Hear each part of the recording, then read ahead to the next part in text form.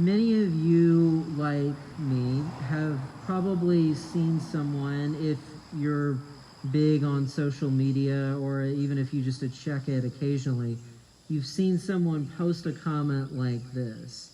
If anyone says anything about X, which is something that I think is wrong, I'm not going to be your friend anymore. Even if you haven't seen something like this on social media, there are other ways that we've encountered something like this.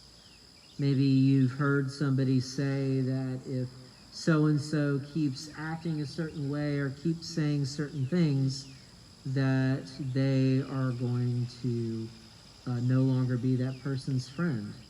Maybe you've even heard somebody talk about that with a family member and say that they'll never speak to this person again if they keep acting the way that they are. Maybe you yourselves have done something like this, said something like this, thought something like this. Maybe you've even seen someone follow through on this threat, or even fallen through with it yourself.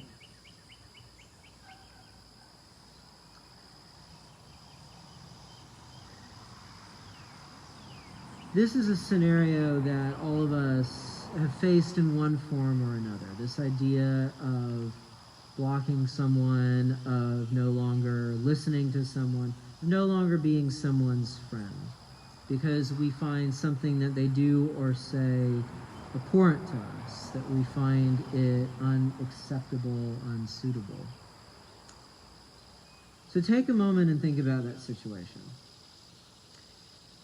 And for those people that we or others have threatened to block, unfriend, not speak with again, replace those people with the weeds.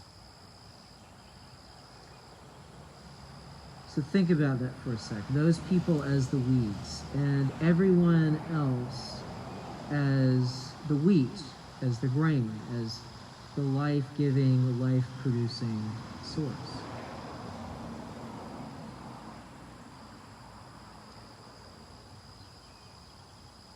Now, as you think about this, this is obviously the parable that we just heard today. The parable of the wheat and the weeds. And now think about what it is that Jesus does in this situation. Jesus, or the master of the field even. They don't act the way that we would expect them to.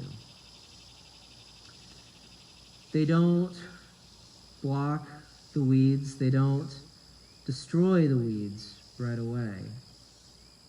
Instead, the master of the field, Jesus, allows the weeds to last. Jesus allows the weeds to last for a little while. Jesus, instead of destroying, shows mercy. Thank goodness for us that Jesus does so. Because if Jesus didn't, who could be saved? We see this in the world around us. We would all like to think that we are the ones that are good, that we are the ones that are the wheat, that we are the ones that are the grain. But in this parable, we see the roots of both the wheat and the weeds, tied together and unable to be separated from one another until the harvest. That's what we see in the world around us. That the causes of sin and evil are so wrapped up and tied with us that we can't fully escape them. Now, to give you a personal example of this, I find racism and prejudice to be abhorrent.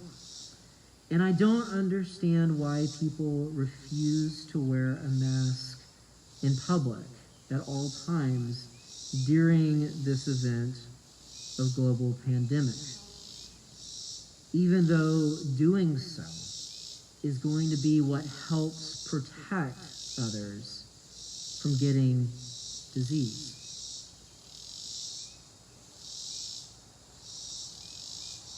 Now, over the years, as I've thought about these things, particularly in the fight of racism and prejudice, I've looked deep within myself.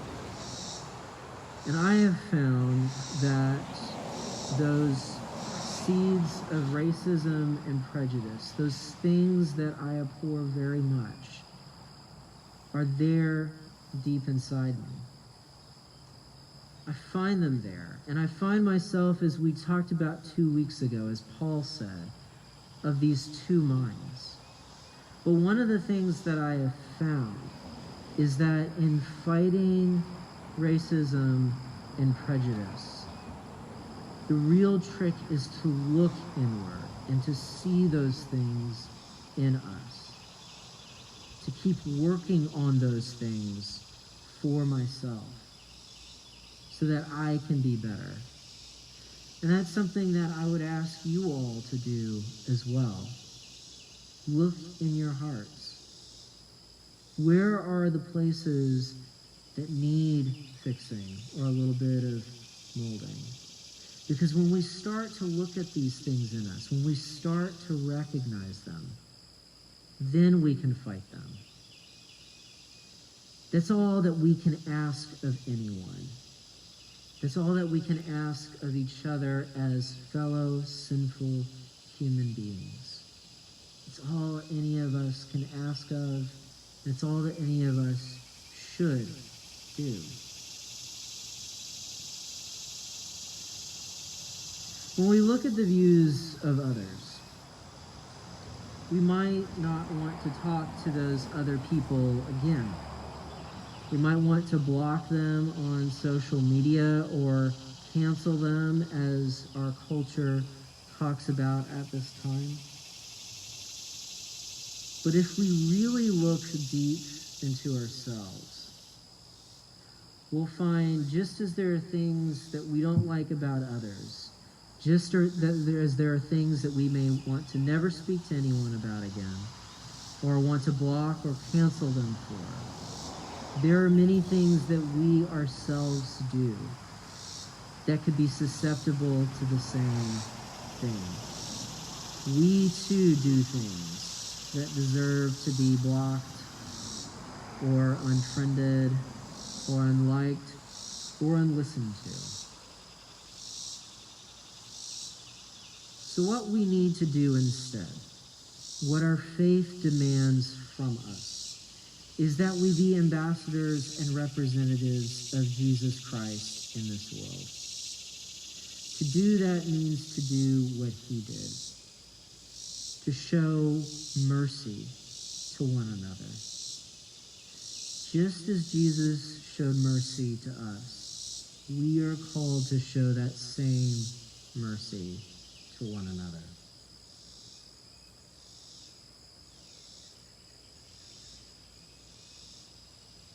We live in a very divisive time, and it can be painful for us to watch. When we finally reach the end of this era of divisiveness, hopefully, certainly when we reach the end of this era of pandemic, there are going to be a lot of people to be angry at. There's going to be a lot of people that we will rightly be angry at. We may not want to forgive those people. But if we continue to be followers of Jesus, we will have to. Now, this doesn't mean excusing the actions of others. It doesn't mean excusing people for their racism or their prejudice or for not putting on a mask in public.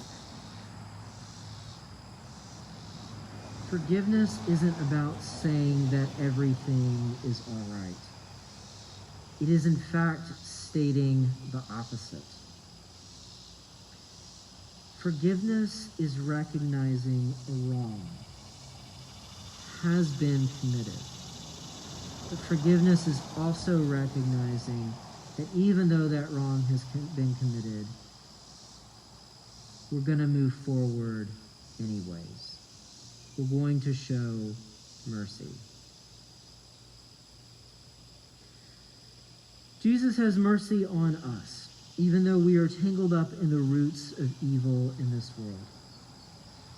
And we, in turn, should show a little mercy on others as well. Maybe in that way we can ensure that each and every one of us is able to change for the better. Maybe in this way we can ensure that the roots of the grain and the wheat do get untangled from the roots of the weeds. Maybe in this way we can live into the compassion of Jesus a little bit more and help ensure that evil does not have the last laugh, nor that evil wins in the end.